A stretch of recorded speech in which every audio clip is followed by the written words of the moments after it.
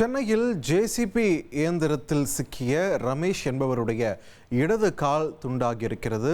வலிப்பு ஏற்பட்ட நேரத்தில் ஜேசிபி இயந்திரத்தில் ஊழியர் ரமேஷ் சிக்கியிருக்கிறார். இதனால் அவரது இடது கால் துண்டாகியிருக்கிறது. கூடுதல் விவரங்களை வழங்க இணைகிறார் எமது செய்தியாளர் சாலமன். இந்த சம்பவம் எப்பொழுது நடைபெற்றது? தற்பொழுது ரமேஷுடைய உடல்நிலை எப்படி இருக்கிறது? எங்கு அனுமதிக்கப்பட்டிருக்கார்? விரிவான தகவல்கள் என்ன?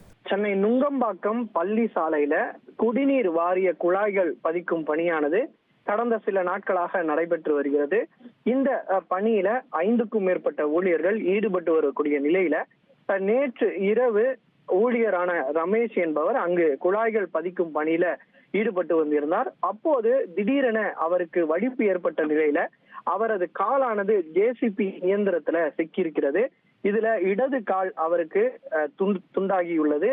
உடனடியாக படுகாயம் அடைந்த அந்த ஊழியர் ரமேஷை அருகில் இருக்கக்கூடிய அந்த ஊழியர்கள் சிகிச்சைக்காக கீழ்ப்பாக்கம் அரசு மருத்துவமனையில அழைத்து சென்றிருக்கிறார்கள். அவருக்கு சிகிச்சையானது வழங்கப்பட்டு வருகிறது.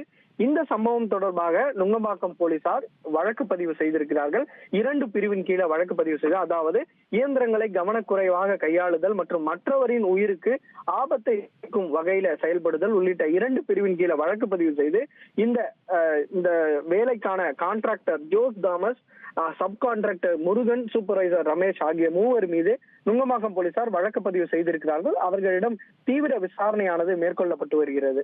உங்கள் தந்திவன் தொலைக்காட்சியில் ஆத்மான் செவ்வாய்தோறும் இரவு 8 மணிக்கு காண தவறாதீர்கள்.